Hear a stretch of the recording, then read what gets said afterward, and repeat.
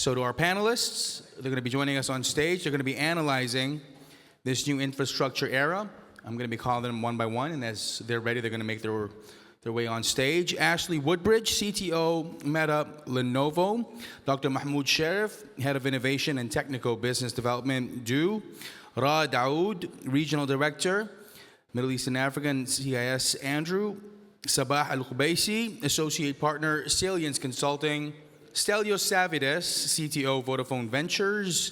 Roque Lozano, SVP Network Infrastructure for Middle East Africa, Nokia. And our moderator for the session will be Jessica Bailey, our Assistant Content Director for Telecom Review Group. Let's give them all a round of applause. Right, thank you for joining us all today. As Hadi just mentioned, he just quoted Nelson Mandela, who always championed equality. And I'm hoping that we can achieve something similar through ubiquitous connectivity, kind of supported by this new infrastructure era. I think in order to achieve this, we need to start looking at what we currently have. So as AI places greater pressure on legacy networks, what does this new infrastructure era look like? Let's start here. Great question. For me, if I could say it in one word, I would say ubiquitous. I think it's more than ever before. If you look at how customers are embracing AI, it's across all parts of their business. And there's no more going to be these silos. Your automation, optimization, these use cases go across the enterprise. And we need telecom infrastructures to be able to give that ubiquitous infrastructure. Perfect. Dr. Mahmoud. Okay, two quick aspects come with AI. So number one, now it's a fact that we cannot keep building mega data centers. So at one point, actually it's already started, that we have to have multiple data centers to actually have those GPUs. The problem that comes is basically the so-called distributed training. How do you train raw data across different data centers? This is where you need basically an infrastructure, connectivity that mimics what happens inside a given data center in terabits per second, in low speed, in low latency. Something that we were not in the past used to, but now it's a fact, and DO is actually one of the operators who are ready for this. Agentic AI will bring, this is the other aspect, will bring definitely conversational type of new activity at the user level, which will require a new set of requirements for the uplink, which again, the current networks are not designed for it, but I'm happy to see that in the 3GPP and 6G, it's being actually worked on. So those are the two aspects. Stelios. Yeah. So fully agree with what my colleagues here have also said. I mean, we're going to see an evolution with the kit that we have out there, GPUs coming in even to the RAN, so it's going to be spreading beyond the data centers and so on. But I think one of the key things also with AI beyond the networks is actually using it. So one of the things that in Vodafone we tried to do is also push it out that all employees use it. So, you know, Microsoft Copilot was there, getting it front and center, get everybody thinking about it, using it. I honestly see AI as something that will really help us. You know, it's going to be complementary. It's going to help us grow. So those applications and then wider applications in other areas, also in call center and so on, really will help drive this whole automation, faster reaction, and ultimately lead to efficiency and an improved experience for customers. Right. So I think the biggest change in the networks will be the AI would bring an unpredictable workload to the networks. The current networks today are more or less designed based on expected traffic, on static connectivity. This is not going to be the case going forward. So we see a big convergence between physical and digital infrastructure to be able to orchestrate all of that. It has to be very flexible, very modular, and operators can change their coverage capacity as it comes based on the use cases, based on the workload that's coming in their networks. So that in mind will be the basis of the infrastructure designs for the next era. Thank you. Okay, good morning to everyone. It's difficult to complement all the answer, but I will make a little bit of different angle. So, what is going to be the new network for AI or AI for the new network is definitely that it's going to be new. And on top of the capacity, the latency, and all of the KPIs that we can define as per the use cases, I will highlight the security and the trust that is a fundamental to the level that we never seen in this segment. We all have in mind mission critical applications, but today connectivity is mission critical itself. Without connectivity, nothing works. So if you try to convince a government, an enterprise, an industry to digitalize, to get connected to the cloud, they have to have no doubt about the connectivity capabilities, the connectivity security. And I think that that is a very important aspect that drive the entire requirements of a new network, new architecture, new components, new process, new skills, which is getting us younger again. Well, definitely, I mean, that's very, I mean, it's a good summary from my friend here, Rico, in terms of, obviously, the networks that has been built so far are mainly built for voice data, going into AI inference requirements when it's low latency requirements, really massive compute power that needs to be closer to the end user. That's quite, let's say, unique and new in terms of for the whole industry. Obviously, there has been a lot of redesign of those networks, and there will always be a need of new architecture, and this is where I guess innovation and partnership is definitely on top of how we can reach this as an industry. We get to see a lot of clients very focused on what is those generative AI and let's say agentic AI workloads requirements. And this is where definitely AI native networks are in need, and all the low latency kind of requirements, as well as edge first. That's very important to get to. Yeah. Perfect. So Saba, why do we need a new infrastructure era? Like, what has gotten us to this point? So obviously, I mean, from what I was just alluding to, it's the different kind of use cases that are needed. We get to see that the generative AI and the agentic AI that is going to be used, it's not just at the application where employees or the general public, it's the actual application within the network. So when we say self-healing networks, self-optimized networks, this is where you would need the AI application to be within the network itself. And this is where a lot of partnerships are needed, not only with the industry players, but even with the governments and with the different partnerships. So obviously, it's very critical where those will be needed. We're going to get to partnerships in a moment later, but Dr. Mahmoud, what part of the infrastructure life cycle is experiencing the biggest transformation due to AI? Okay, good question. So if we look at the infrastructure life cycles, the main ones, you have the operations, you have the service and customer facing, and then of course you have the planning and the capacity design. So if we look at all three, then operations definitely is the highest priority. The reason being is that it fits AI models very well, which is plenty of basically data coming from different areas. You need to correlate, you need to do predictions, which AI can do quite well. So operations and AI ops is definitely the top one. Then comes the service and customer facing part. I think we have already started seeing, and Du is working on what we call an AI virtual assistant in the call centers, which is quite effective. Then you have the planning. It's a little bit tricky because planning is, I call it an art. But again, AI will play and is already starting to play a big part, especially starting with capacity. I know radio planning is a little bit more artistic in a way, and still requires some human intervention, but definitely those are the orders. So as a summary, operation, and then service and customer facing, and then comes the planning and capacity design. That makes sense. So tiered all the way through. Yes. Stelios, what parts of the network do you expect AI to completely manage independently? Okay.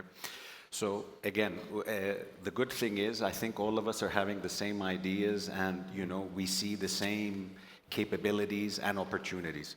So for sure, in operations, there's a lot that AI will be able to do immediately. So, you won't need your operations team to notice a fault, realize we need to react. It will be done automatically. It will be able to maybe drop a few things down to enable things to last longer. It'll be able to fix, it'll be able to reroute quickly. There's traffic management that, again, it can also do depending on load and all of that. But I think a key area that Vodafone is really looking at, which is also based on, is on energy. Okay, so with AI, our energy consumption, overall, energy is a huge part of the OpEx cost of any operator. So we are really looking at what we can do to have AI at the front end of energy management, data management, so it can help us plan better, order better, our energy in the various markets. Also, when we have issues, how can we control what's running on a site to extend battery lifetime, reduce usage? So there's a lot of applications on energy that are critical, and 1 to 5% improvements on energy consumption is actually a huge number. And it's also helping with a lot of the other things that I think a lot of us are trying to do from a sustainability point of view. Would that still need human oversight? Honestly, I think you can do it where at the beginning there may need to be a view from the operations team, but ultimately this is something that it's about reacting fast. And the faster you react when there's something, the better the saving opportunity. Ashley, maybe you can elaborate on how is AI reshaping the way infrastructure is planned and built and even maintained across different environments? Sure. So look, I think in two ways. I think the networks of the future are going to be completely designed by or assisted by AI agents. There's a lot of work that's being done in the space of what we now are starting frontier models called universe models or world models, where through a text prompt you can real time deliver a physics accurate world where now I've got the playground for my more traditional language-based models to simulate and do reinforcement learning by themselves to build out city-scale infrastructures, and then being able to play through the different scenarios, weather patterns, these sort of things. So, I think it's very easy to focus on the operations part and the troubleshooting and fault management part, but I think there's an equal place where you'll see planning be automated away through these sort of world models and universe models. I think the second thing that we all need to start to think about is we're still, because of our consumer interaction with AI, we still see that chat interface as the path of the future. Whenever I hear agentic mentioned, it's always driven through this sort of chat thing. And with where we are now with, protocols like MCP, Model Context Protocol, agent-to-agents communication, what we're actually seeing is these agents can actually work autonomously. And one of the big things that is important is as they reason, as we move away from single-shot interfaces like the chat interface we've been used to, that reasoning step is very latency sensitive. So we're seeing more and more enterprise customers, more and more of these use cases be able to need to really be latency sensitive and are moving further and further away from the core. You put on top of that we've done a very good job training all of our predictive models, all of our big data use cases on the data that we have. The last data set that's not been very well used is the world around us. And that's why you'll see most of the sort of enterprise use cases that are now happening is around computer vision. We have all of these cameras out in the field. We have all of these mobile devices that have cameras built in. That becomes the last untapped resource. But pulling all of that data back to the data center is sort of not very efficient. Obviously, processing that on GPUs in the data center has its things. we have these capabilities in mobile phones, in edge computing, that we're seeing a shift to being able to convert that into metadata and being able to do that initial reasoning out in the field. And I think that will change the way we build networks. It's going to have a lot more dependency on being able to combine that OT and IT, private 5G with, Wi-Fi 7. All of these technologies need to be considered, because this concept that we all take for granted, where it's about building these big data centers with tens of thousands of GPUs, is certainly not the most efficient way. And you're seeing, the likes, certainly in the space of end user computing, the likes of what Apple Gemini are doing with mixed reality devices. This capacity is going to move back to the edge, and we need to start thinking about how we build our networks to support that. So continuous learning will help with planning. 100%, 100%. Raith, should hybrid infrastructure be the foundation for future networks to ensure that this connectivity can be quickly orchestrated across multiple environments, indoor, outdoor, mixed? Okay, definitely now we have different access technologies for different environments. There is no one access technology spanning across in an optimal way. Where you using 4G, 5G macro layers for the outdoor, fixed wireless access, backhauling fiber or microwave. You go to the indoor, we have to orchestrate this with the Wi-Fi 6, 7, FWA as well, small cells, IBS systems, active, passive DAS systems in that perspective. And then you have the mixed environments where a bit of both will come into play. These mixed environments will be more important in the next era, because the modern use cases, the next use cases are going to be autonomous across different environments. If you look at IoT, thousands of connected devices that would be spanning across different layers, autonomous robots maybe, the VR, AR experience. So the next wave of networks would not be about the access technology itself. It would be about how can we orchestrate that in the background to give this autonomous across all these layers. At the same time, from the current networks and where we work in the markets with, some of the existing infrastructure is not up for orchestration. So the operators, maybe later will comment on this, will have the challenge of, do they need to upgrade these first? Because when you create that orchestration in the background, not all the network elements are ready for it, not are optimized or modernized to that extent. And this, where also, I know we're discussing a lot of technology, but this is the business case will come into play. Like, what's the monetization of these? If I want to integrate Wi-Fi in the network as well, and the same centralized controllers, is that a big cost? And for what's the impact? Or are we going to create gaps in the future networks if we don't do it? And this is where I think the big question still arises. How can we monetize this? Or how can we find the right business model for it?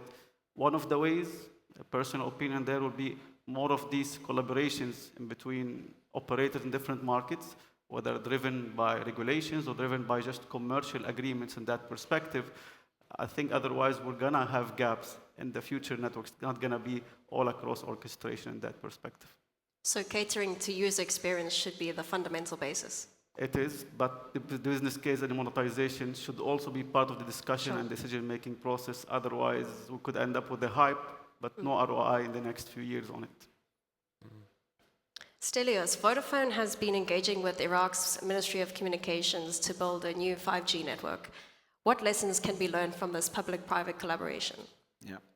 So, I mean, work on that is still, discussions are ongoing, but I've had the honor and privilege of being involved in 2 startups in my career, first in Qatar and most recently in Oman. I see the opportunity for partnerships between public and private are something that really can open up opportunities. Sometimes the public sector has the vision, sees an opportunity in the market, okay, but they need a partner that has the expertise, has the know-how. From an engagement point of view, I think the critical thing is having the right team. So you need the right business development, sales, hunter type people that are good at talking, engaging, you know, opening up and finding how to do those things. And then, of course, you have the expertise to help build a strategy, a plan, a business case. And this is where you take that vision and you create something together. It's not something that always works fast. You need patience, you need a lot of work and engagement, but it's something that I have seen personally work, and it can be a great opportunity. And I'm very happy because today, as about a half an hour ago, I saw Dr. Rawahi in the audience here, who is one of what I call the founding fathers of telecoms in Oman. But he is exactly the face of the public sector that supported us to come and do what we did in Oman, make a difference for the country. And it's a real great example of public and private coming together and, you know, achieving something that is a benefit to the end customer. I'm going to pretend that we planned all of this completely. Him in the front row, everything. Rok, building on Stelios' remarks, how is public-private collaboration shaping the Middle East and Africa's push for next-generation network infrastructure? Well, I don't know how many hours I have to answer, but I will try to be short. I think that is very basic. So there is not alternative to digital. I believe no one can consider the future a sustainable future without a meaningful, if not full, grade of digitalization of all the sectors in all the economies. And this the public, the governments are realizing. We have the privilege to be in a region which the top management, the top leadership of the countries are very conscious about that. They have the tools, they have the power, they have the money, they have the vision to make from the digitalization the fundamental architecture, the fundamental tool of diversifying from the previous economies and evolving the countries. And that is a fundamental energy, as I would say. So the private company bring innovation because normally it's faster. And we have seen that coming to the region, bringing new submarine cables, the big hyperscalers, bringing new models, new content of digital. We are very happy and very proud to be again in a region that has a very fast replication capabilities, and you start to see governments, entities, carriers, enterprises doing their own digitalization content and generating content for that digital economy. That, in my view, and bringing a little bit the topic to Nokia contribution, we have to make able to connect. Okay? So that should be connected in the designs, in the target, in the impact that this digitalization and boosted by AI can generate. But we have to not forget, I think that you mentioned, how you are going to get the money. Everyone has someone who's asking, show me the money, right? So we cannot fail in the temptation of getting in a technical beauty contest because this is a paradise without understanding that there are multi-trillions of investment behind, and I'm talking multi-trillions of investment behind, and we cannot wait to this Dorado when in 5 or 10 years that is going to bring back the money. We have to do that at the own pace of every country, the own pace of every enterprise, every segment, and provide that by improving the capability of the data center, the capability of the power grid, the capability of the connectivity, but very important, the business model evolution. Because AI is not only to be a super tool for operations, efficiency, safety, whatever. It's going to be a new way of selling, a new way of buying, a new way of transition money. So that requires a lot of collaboration about public, private, and a lot of good luck as well. Building on that AI super tool, what do you think, Saba?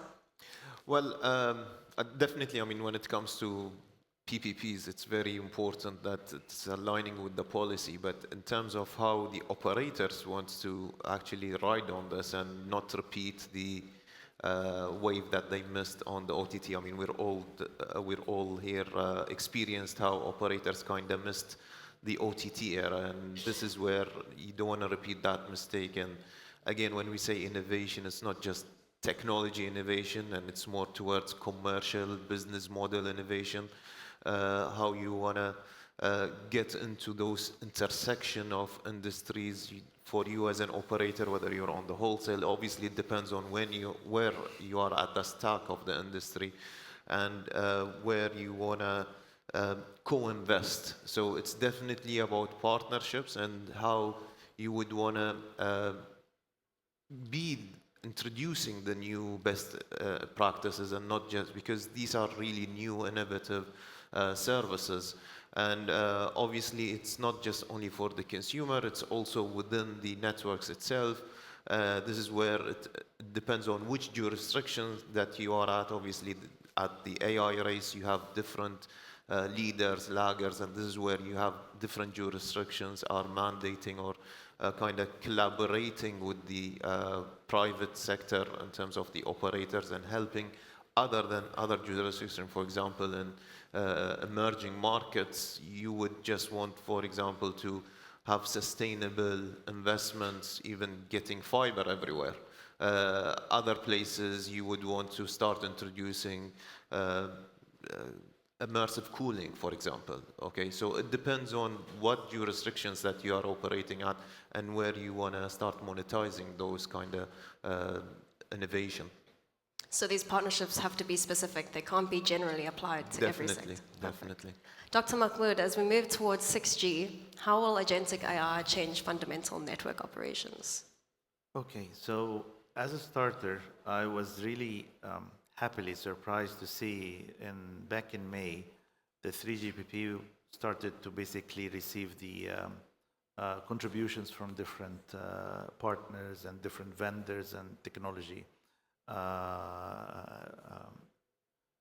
partners there.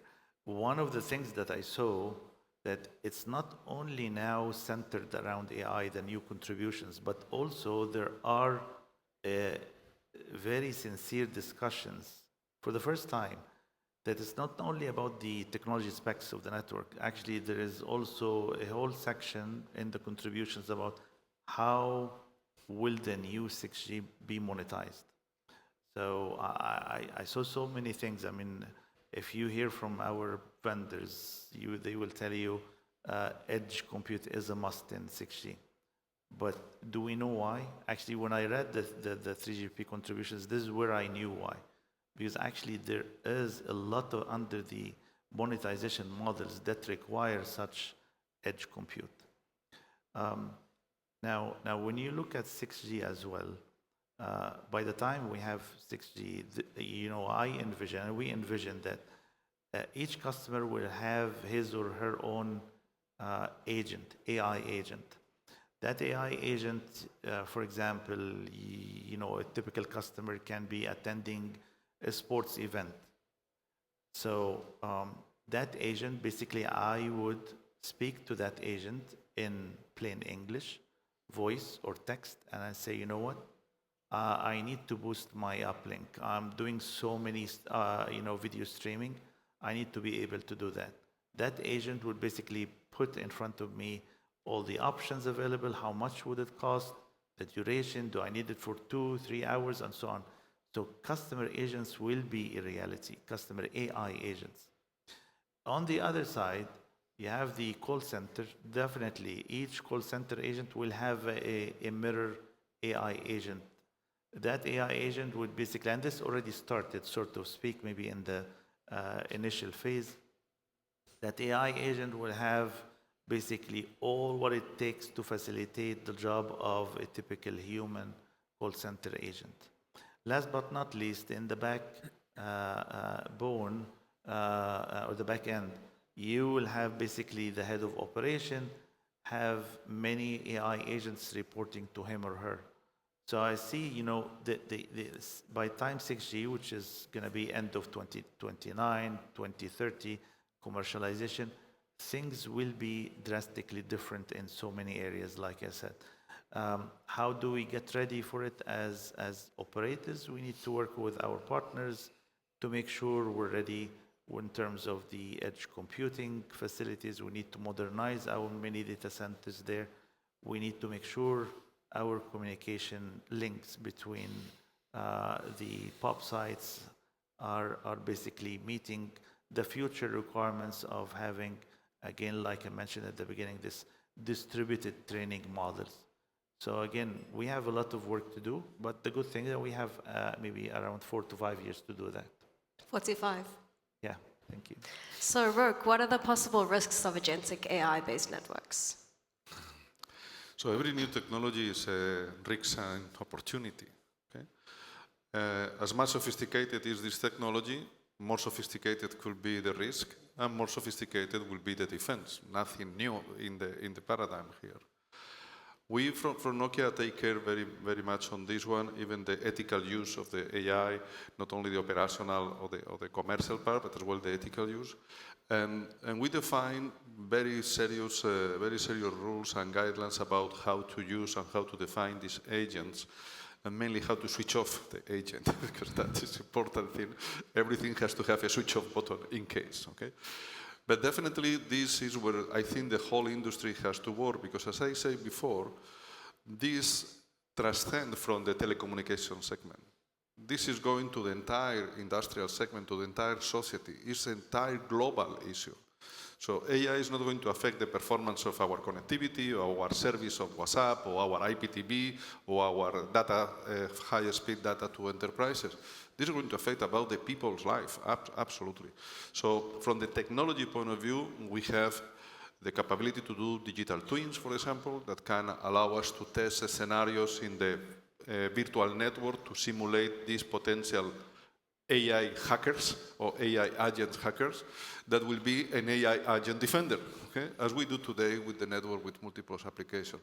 So I am concerned specifically about that. No, I think that we have a lot of work to do, definitely, and we have to set up the rules, and I'm sure that this will be a big challenge for the regulation bodies as well, to make sure that there is a consistent approach, again, across segments. And perhaps to close my answer, sorry, the question was very wide, is something like is happening in automation. Okay? We have been talking about automation for years. Now, I see for first time a global standard for automation with the TM Forum, in which all the segments, the electronic, the automated cars, the automated machine, and the automated network are going through the same pattern.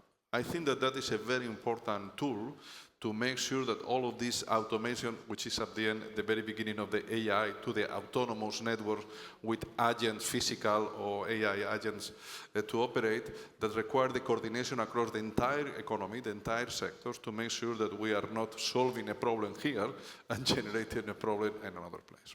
So the action of risk management hasn't changed, just the environment. Yes, yes. Okay. In terms of sustainability, right? How are infrastructure providers contributing to the attainment of sustainability goals? Before answering that, you just mentioned something about keep it turn off button, the AI. This is very interesting to me. Yesterday, we're sitting here listening to someone saying, like, I will let AI do everything, but then the last checkpoint is a human being. I think Stelio said we might let them go after a few trials, and then you're saying there is a switch off button that should always be there. So I think this is a big discussion point. The safety net. Exactly, the safety net, because from an engineering point of view, whatever you control, you are happy. What you don't control, you switch off. That's it. But the AI could basic principle. learn how to bypass your control buttons. Okay, you have to have the right button. Exactly. So that's the point, because I think it's a debate in the industry right now of when do you really let AI run and control and modify this. So I'm happy to see different point of view. I didn't have the answer, and I still don't, but that's it. From sustainability to the question back, Jessica, there. So when you talk about sustainability, I think the first comes to mind is the power consumption of the radios, of the data centers, etc. I come from a physical infrastructure hardware, and we do play a role in that, which is quite critical as well in the same aspects. First, of course, the material sustainability, less waste, less plastic, optimization of copper and aluminum. This is the basics, but it's from a design perspective as well. So we do design our network elements, the antennas, the cables, everything to be a low loss. So we minimize the power burden on the active equipment in the network itself. The second aspect is when we design for long life cycle. So when you go to site, you leave those hardware there 5, 10, 15 even. I met a colleague in Kuwait. We have some items there 17 years ago still standing on their towers, which we take pride in, because this is something that's there to stay. Every site visit, every truck roll, every dismantling, installation is a burden on the emission and environment. So as much as we minimize that from a physical and passive infrastructure perspective, as well as much as we are contributing to the overall sustainability goal of the operators. Now that's I think I'm happy to see lately the tenders in the region as well are taking part of like green, and sustainability is a big portion of it. Maybe one thing as an industry just to maybe pay attention to, because yes, we're doing optimization on the power consumption and emissions. At the same time, we're starting from a much higher benchmark. So you're adding like 50% more power requirements, and then you're optimizing 5-10% on that, but you're still going a long way through. So I think it's a good timing to introduce the topic to the telecom industry, but at the same time, we are going against the tide from the power consumption. That is expected to come with the AI for a good reason as well. So keeping the legacy network concept, but in a more positive way. Exactly, maybe a bit more aggressive as well in the next 2-3 years. Okay. Ashley, what makes sustainability uniquely challenging in modern telecom networks? I mean, telecom has always been quite challenging to decarbonize. Obviously, it's multi-generation networks is one area, but also just its sheer distributed nature. This is a problem where you need partnerships that end-to-end take sustainability seriously. I think then when you start to put on top of it the massive compute requirements that are coming from this, the shift to AI, that's another area. It's quite common for us now to be shipping racks that require 110 kilowatts. I'm sure you've all sort of seen the news where we're now talking about gigawatt-sized data centers and campuses, because they're not even data centers anymore. So it really requires that we innovate again back in the hardware layer right across the technology stack. One area that Lenovo is very passionate about is the move towards liquid cooling and edge computing. This is an easy win for your new generations. If you liquid cooling typically is able to deploy at 40% of the cooling costs by just being able to use the better thermal dynamics of water over air. But I think when you take into account the legacy networks, it's how can we use AI agents? How can we use things like computer use, where we don't need modern APIs. We can actually go and control the keyboard and mouse and those operator consoles through intelligent agents to be able to drive those optimizations in a real-time manner 24/7. And when we're working with our customers, that's what we're seeing. It's this shift from people still have the view that there's going to be one model to rule them all, or in my operations network or even my enterprise, I'm going to have one model. What we're seeing a shift to is it's quite likely that in your environments you'll have tens of thousands, 20,000, 30,000 models. And when you look at what you need to do from an infrastructure perspective, it's how do I build an exascale infrastructure where this can scale from one node as I have my first 3 models, but in a very predictable and reliable way, scale to where you're going to be looking at essentially most of your infrastructure being an accelerated infrastructure. And I think the good thing that benefits the telco space is telco has always done automation, orchestration very well. We just now need to look at the problem set from, just like we would look at resources anywhere in our network, the capacity to run these agents and models is a demand that needs a resource to be able to be supplied to it. So how do we get to the point right from the pocket to the cloud, whether that's working with the hyperscalers, sovereign AI infrastructure providers, edge computing in the cell sites? How can I get to the point where my orchestration capabilities let me place the right agent, the right model in the right location to help me with my sustainability goals, on top of building new modern infrastructures that use technology like liquid cooling. I love hearing that it starts at the design of the product. How do you use bamboo packaging? How do you use low temperature solder? This is a problem that we all need to get behind, and it actually starts with everyone in the audience by putting these as RFP requirements. If we really want to drive sustainability, points need to be given to the providers that provide the solutions that have decarbonization as a goal.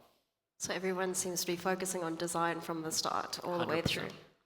Saba, where can operators achieve the fastest sustainability goals? Well, I think it's not just only about the fastest, it's more about sustainable investments. Okay, so this is where digital infrastructure, sustainable investments that you want to focus on as an operator, especially if you're at an wholesale or as an enterprise, it depends on which market that you're targeting. But eventually you need to make sure it's not just about obviously green energy and all the liquid cooling that you need to implement sometime down the road to focus on certain efficiency verticals. But it's more about the design of how you want to have your commercial business model. Obviously, you would need to use some of those recent technologies, whether focusing your AI on specific challenges, but at the same time, you want to make sure that you have sustainable business models and sustainable investments that are, then this is where the clients are looking in terms of trying to make business sense out of this wave that they are riding on. So it's really a long-term vision at the end of the Definitely. day. So I think in closing, I'd like to focus on our theme for this year. How will intelligence beyond mobility change what networks need to deliver going into 2026? Let's start with you, Ashley. Well, that's a tough one. Look, I'd say the thing that I'm most excited about is in terms of the number of users of those mobility solutions is definitely going to go through the roof. I was surprised we managed to make it through the session without talking about what's happening with robotics. More. Now's the chance. Thank you. So the actual end users are now going to be a changed end users. They're going to be an end user that's 24/7. So, how we design our always on and that mobility, there's no downtime anymore as we start to look at factories becoming autonomous, as I said, robotics and these sort of things. So I think it's, truly that always-on ubiquitous mobility, which is going to be the most exciting thing that comes over the next few years. That's exactly what we started with. Good point. Dr. Mahmoud. Okay, for the short term, next year, I think as an operator, we are already looking at providing those terabit per second links with very strict low latency, again, to cater for the distributed training of the different AI models across different data centers. So that's one aspect. The other aspect is definitely starting to improve our uplink, especially for the mobile network. Again, readiness for the basically the increase in popularity of agentic AI. Number 3 is basically looking at and basically getting ready for 6G and looking at our entire set of assets for edge compute and how to start getting them ready to basically host, mini LLMs in the future. So those are the 3 aspects, and I think we have a very solid roadmap towards achieving those. Stelios. Yeah, I mean, very similar to these concepts. There are those tools that can help us drive these efficiencies. If I go back from an operational point of view, I think these are the ones that really are much further ahead than some of the others. There's the ones on energy as well for implementation and helping control. I do want to come in with something around sustainability, which is, and this was something Dr. Sharif and I were talking about earlier. As operators, I see a real opportunity with satellite connectivity. Okay, now where I see that opportunity is in the areas where today, especially in big countries where there is no coverage. Our customers are not, they're coming to their blackout spots. So I see that opportunity, and why I say from a sustainability point of view, because usually these off-the-grid sites are super expensive, you're having generators and all of this. So I see a real potential of satellite bridging that gap, helping complete that. Our customers are always connected, which is what all of us are trying to do, keep them, live, online, and happy, because if they don't have access to their apps, then God help us, okay? And I'm sure AI will play its part to bridge that optimization of the traffic management between the two as those two complement each other. Right. Okay. So from features perspective, I think Du and Vodafone finalized it all, but I'll take us back to the commercial aspect of this again one more time. So the OTT era took or eroded the value for the telecoms, and that's something I think we've all been through, and then we've monitored it. Now there is a chance, like this value is coming back into the network. All these features are residing on the network itself. We are not looking anymore at a pipe for bits and bytes. The latency or throughput are not the metrics anymore for a successful network. It is the adaptability, the orchestration, it is the AI-driven, how much we can do of that across the whole networks that's combined. So the mindset or the mind shift should be to look at our telco networks more or less as the intelligent operating system for business, rather than just the pipes to pass the business through. And this is when we start discussing the next wave of the commercialization, monetization of AI, 5G, 6G coming next. I think it's a golden opportunity for the telcos right now to benefit of this intelligence coming into the networks. It's an opportunity, but it's up to us to capture it or to miss it one more time as well. Rook. So I will elaborate a little bit more because not only from the perspective of a network supplier, but definitely from the fundamental communication sector or TIC sector, the network is the foundation of the digital home or whatever activity we want to do. So putting in value that network is required. If I can visualize, you can put one line more in the road crossing a mountain. Sometimes you can make a tunnel to make that road faster and better. But I believe that we are in the stage in that we need a new road. We need a new highway which is going around the mountains. And I think that this is a visual example of what I see when we try to solve all the challenge of this AI traffic increase. And it's not only in volume, it's in quality, the trust, the security, the latency. It's impossible to make it on most of the current infrastructures today. So that requires multi-trillion of investment, and we have to be conscious of the investment and the return of that investment as soon as possible.